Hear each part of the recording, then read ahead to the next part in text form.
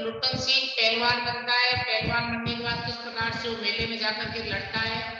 कैसे शेर के बच्चे या चांद सिंह को परास्त करता है। उसके बाद वहाँ के जो राजा होते हैं वो उसको अपने राज दरबार में रख देते हैं, उसके राज दरबार में उसका पालन पोषण होता है और इसी बीच उसके 2 बच्चे भी हो जाते हैं और 15-20 साल बाद वो भी पहलवान, अच्छे खासे पहलवान बन जाते हैं और वो भी मतलब दरबार से ही उनका सब कुछ खाना वगैरह मिलना। अचानक ऐसे समय के अंदर राजा साहब की मृत्यु हो जाती है। अचानक ऐसे समय में राजा साहब की है वो मृत्यु हो जाती है और राजा साहब की मृत्यु होते ही जैसे उनका जो पुत्र है राजकुमार है वो विलायत से आता है और विलायत से आकर के और राज्य को संभालता है। तो जैसे ही वो राज्य को संभालता है तो यहाँ पर जो पुत्र विलायत से आया है वो नवीन जो व्यवस्था है उसका प्रतीक है और राजा साहब थे वो पुरानी व्यवस्था के प्रतीक थे। तो जैसे ही नई व्यवस्था आती है, जो पुरानी व्यवस्था के अंदर पलने वाले लोग थे या पुरानी व्यवस्था के अंदर जो रहने वाले लोग थे वो लोग उनका एक तरह किनारे पे चले जाना या उनको एक तरह से वो क्या कर देते हैं किनारे के ऊपर कर देते हैं और उसके बाद जो नवीन व्यवस्था है उसके अंदर या वो अपने हिसाब से चलाता है। तो पहलवान को वो राज दरबार से बाहर कर देता है, कहता है ये तो फालतू में खर्चा है, कोई मतलब नहीं, इतना भयानक खर्चा। और उसकी जगह वो पहलवानी की जगह घुड़सवारी या घोड़ों की जो दौड़ है उसको वो अपने साहित्य वहां रखना शुरू कर देता है और इसका भी मतलब पूरा ये का ये है।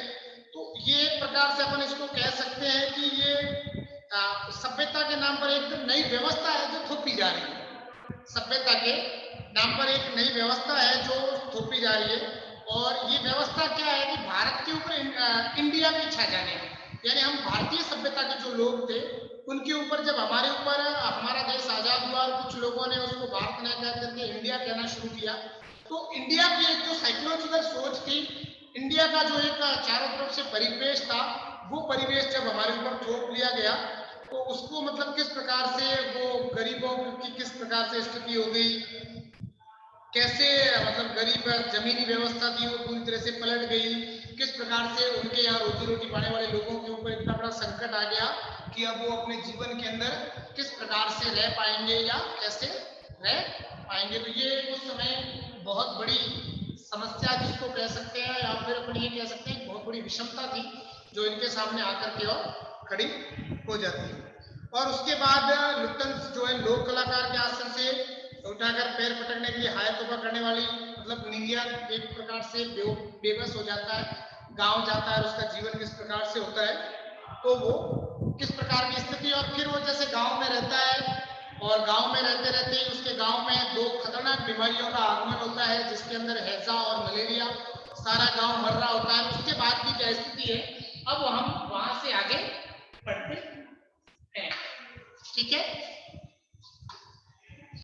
अब हम आगे बढ़ते हैं, पेज नंबर 115 में आ जाइए। किंतु सूर्यास्त होते ही जब लोग अपनी अपनी झोपड़ियों में घुस जाते तो चूं भी नहीं करते। मतलब चूं इसलिए नहीं करते कि गांव में लाशें उठ रही थी, लोग बीमारी से मर रहे थे, तो जैसे शाम को दिन भर तो फिर भी बाहर आके कहते कोई बात नहीं, एक दूसरे को हौसला देते, ढाढ़स बंधाते, साहस देते, कोई बात नहीं, आज नहीं तो कल तक ये बीमारी चली जाएगी, थोड़ा जोश देते। उनके बोलने की शक्ति भी जाती रहती, बोलने की शक्ति जाती रहने का मतलब है पूरी तरह से थक जाते, यानी उनके अंदर इतना साहस नहीं था, इतनी समर्थता नहीं थी कि वो आगे भी कुछ बोल पाए, यानी इतना शरीर बीमारियों ने शरीर को जकड़ लिया था। पास में दम तोड़ते हुए पुत्र को अंतिम बार बेटा कहकर पुकारने की भी हिम्मत माताओं की नहीं होती थी। मतलब इतनी भयंकर बीमारी हो गई थी कि एक तरफ पुत्र मर रहा था तो माँ भी इतनी बीमार उस बीमारी के अंदर जकड़ी हुई थी कि वो एक बार भी बेटा कहकर के उसे बुलाने का साहस भी है वो नहीं कर पा रही थी। फिर रात्रि की विभीषिका को सिर्फ पहलवान की ढोलक ही ललकार कर चुनौती देती रहती, यानी रात्रि की विभीषिका, विभीषिका का मतलब ये होता है जो इतना खतरनाक जो एक माहौल था उस माहौल के अंदर सिर्फ जो पहलवान की जो ढोलक है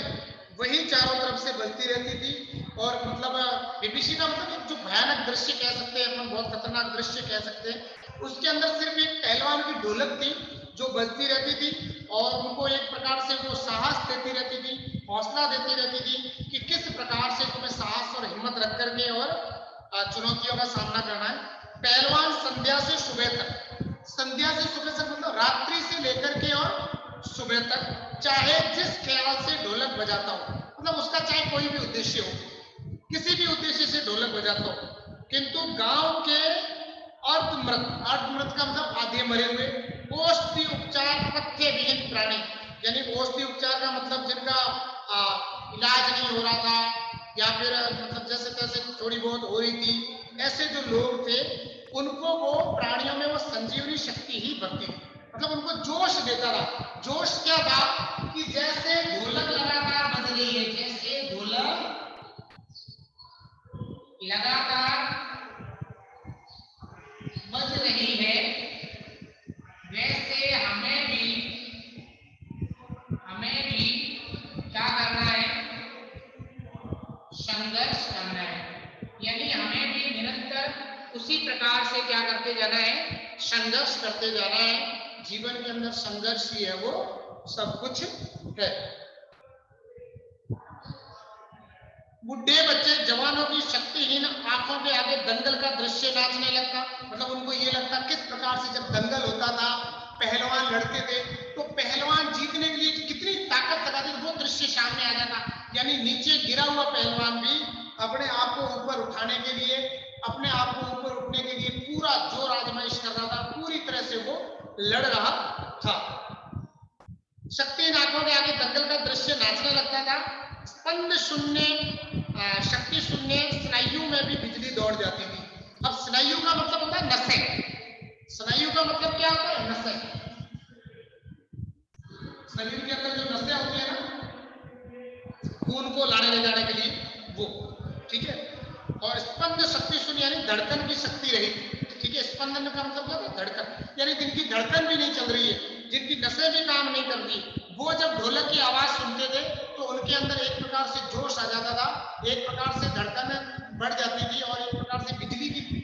जैसे जो तार होती है उतनी उनके अंदर एक फुर्ती आ जाती थी। अवश्य ही ढोलक की आवाज में न तो बुखार हटाने का कोई गुण था, न महामारी को शरणार्थ शक्ति को रोकने की शक्ति। यानी ये था कि भाई ढोलक के पास किसी भी प्रकार की कोई शक्ति नहीं थी कि उस बीमारी को रोके, या ढोलक के पास किसी भी प्रकार का कोई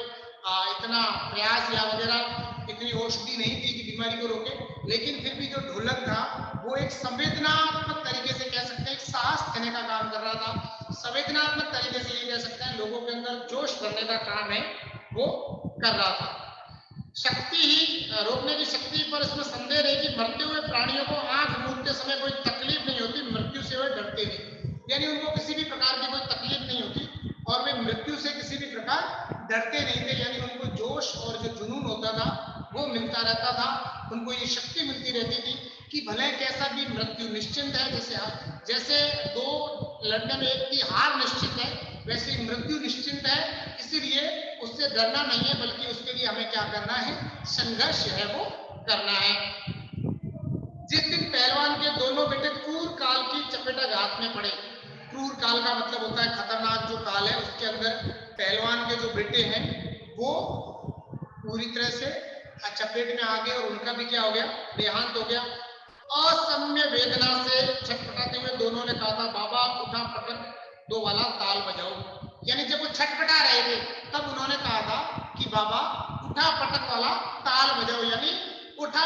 और पटक दे, उठा जो पटक दे, चट धिंदा चटाक धिंदा, वो वाला जो ताल है वो बजाओ, चटाक चकदा चटाक चकदा। सारी रात ढोलक पीटता रहा पहलवान, बीच बीच में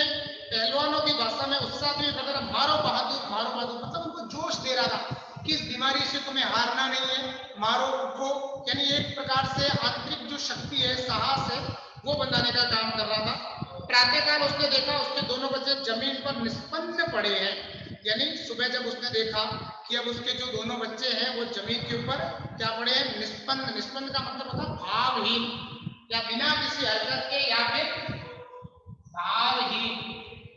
या बिना चेष्टा के, यानी उनकी क्या हो चुकी थी, अब मृत्यु है वो हो चुकी थी, यानी उनको किसी प्रकार की कोई चेतना नहीं थी, उनमें किसी प्रकार का साहस नहीं था और वो मारे जा चुके थे। फिर दोनों पेट के बल पड़े हुए थे, एक ने दांत से थोड़ी मिट्टी खोद दी थी, एक लंबी सांस देकर पहलवान ने मुस्कुराने की चेष्टा की, दोनों बहादुर गिर पड़े, मतलब दोनों बहादुर। अब वो देखो पेट के बल पड़े, यानी कुश्ती और दंगल में क्या होता है, किसी को लेकिन अंतिम समय में भी देखो वो पेट के बल बढ़े थे, ऐसे नहीं बढ़े, यानी चित्त नहीं हुआ, हारे नहीं, जब तक था संघर्ष किया लेकिन चित्त नहीं हुए। प्रातःकाल उसने देखा उसके दोनों बच्चे जमीन पर निस्पंद पड़े, दोनों पेट के बल पड़े हुए थे, एक ने दांत से थोड़ी मिट्टी खोद दी थी, एक लंबी सांस लेकर पहलवान ने मुस्कुराने की चेष्टा की थी, दोनों बहादुर गिर पड़े। उस दिन पहलवान ने राजा श्यामानंद की दी हुई रेशमी जांघिया पहनी, जांघिया का मतलब होता है जो लंगोट होती है वो पहनी, सारे शरीर में मिट्टी मिलकर थोड़ी कसरत की, फिर दोनों पुत्रों को कंधे पर लादकर नदी में बहा आया।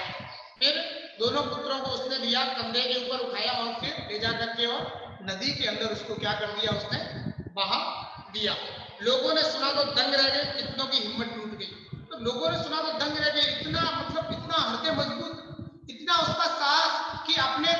दोनों बच्चों को एक साथ ले जाकर के उनको दाह संस्कार कर दिया या उन्हें गंगा में प्रवाहित कर दिया। इतनी मतलब हिम्मत उसके अंदर, कई लोगों की हिम्मत टूट गई कि अब पहलवान है वो किसके संग जिएगा। किंतु रात में फिर पहलवान की ढोलक की आवाज प्रतिदिन की भांति सुनाई पड़ी, लेकिन रात होते ही उसने अपने फिर ढोलक को पीटना शुरू कर दिया। लोगों की हिम्मत दुगनी बढ़ गई। अब देखो लोगों ने कहा जब इसके पुत्र मर गए फिर भी ये ढोलक पीट रहा, मतलब एक संदेश दे रहा है कि तुम्हें हिम्मत नहीं हारनी है, तुम्हें लगातार साहस रखना है, तुम्हें लगातार जोश रखना है, तुम्हें लगातार अपने जोश और जुनून के साथ इस प्रकार से संघर्ष करना है कि वो अच्छे से तुम्हारे लिए क्या होते रहे, लड़ते रहे। ठीक है। संतप्त, संतप्त का मतलब होता है दुखी। ठीक है, संतप्त का मतलब क्या होता है, दुखी। पिता माताओं ने कहा दोनों पहलवान बेटे मर गए, पर पहलवान की हिम्मत तो देखो 1.5 हाथ का कलेजा है, यानी इसके दोनों पुत्र मर गए लेकिन इसकी जो हिम्मत है वो 1.5 हाथ का कलेजा, मतलब बहुत बहादुर है, बहुत ही ये क्या है, शूरवीर है, बहुत ही जोश वाला है। 4-5 दिनों के बाद एक रात को ढोलक की आवाज नहीं सुनाई पड़ी, यानी एक रात को ढोलक की जो आवाज थी वो नहीं सुनाई पड़ी, ढोलक नहीं बोली। पहलवान के कुछ दिलेर किंतु रुग्ण शिष्यों ने, रुग्ण का मतलब क्या होता है, जो थोड़े बहुत बीमार थे, ये तो पहलवान के शिष्य लेकिन वो क्या थे, बीमार थे, ने प्रातः काल जाकर देखा पहलवान की लाश चित पड़ी है, मतलब पहलवान है वो चित पड़ा है, यानी उसकी भी अब क्या हो गई है, मृत्यु। पहले पहलवान के दोनों पुत्रों की मृत्यु हुई, अब पहलवान की भी क्या हो जाती है, मृत्यु हो जाती है। आंसू पहुंचते हुए एक ने कहा कि गुरुजी कहा करते थे कि जब मैं मर जाऊं तो चिता पर मुझे चित्त नहीं पेट के बल सुना, यानी जब मेरा अंतिम क्रियाक्रम करो तो मुझे चित्त नहीं करना, मतलब उल्टा पेट के बल सुनाना, ताकि मैं जिंदगी भर कभी भी किसी से चित्त नहीं होऊंगा, मैं जिंदगी में कभी चित्त नहीं हुआ। और चिता सुलगाने के समय ढोलक बजा देना, यानी जिस समय चिता सुलगाओ उस समय ढोलक बजा देना। क्यों? क्योंकि जो ये पहलवान है ये क्या मानता था, ढोलक को अपना गुरु मानता था। ढोलक को क्या मानता था, गुरु। इसने जो कुछ भी सीखा इस ढोलक की तान के ऊपर ही सीखा था, यानी पहलवान ने जो कुछ भी सीखा था वो ढोलक की तान के ऊपर ही सीखा था, बिना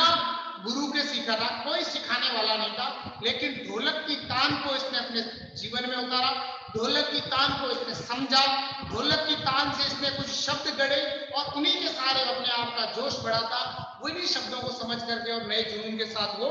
लड़ता था। वह आगे बोल नहीं सका,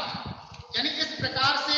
एक संघर्षपूर्ण जो जीवन की यात्रा है वो अपन कह सकते हैं कि किस प्रकार से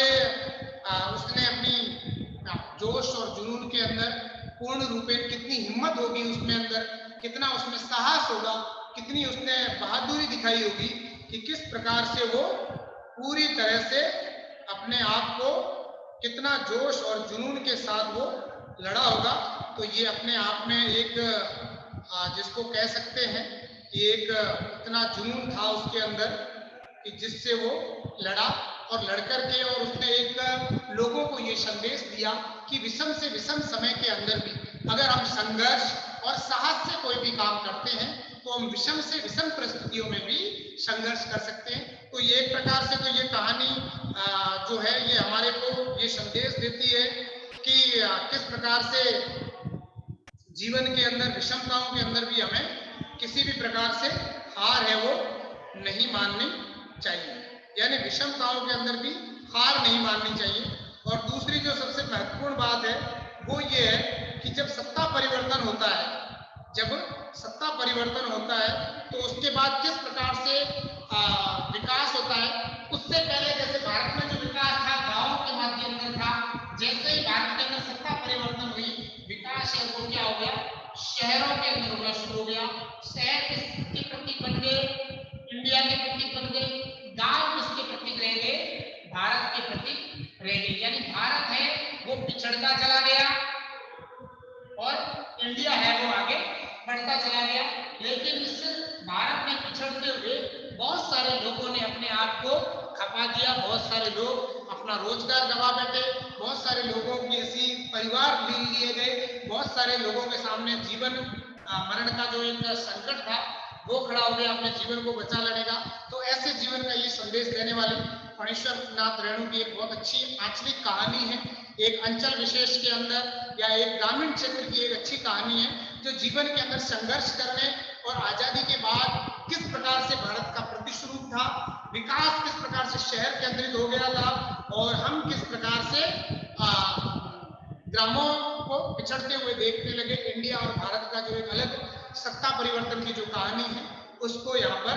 व्यक्त किया गया है। ठीक है, इस प्रकार से अपना पाठ पूरा हो गया है। अगले पाठ के अंदर हम इसके जो प्रश्नोत्तर है उनके बारे में पढ़ेंगे। ठीक है,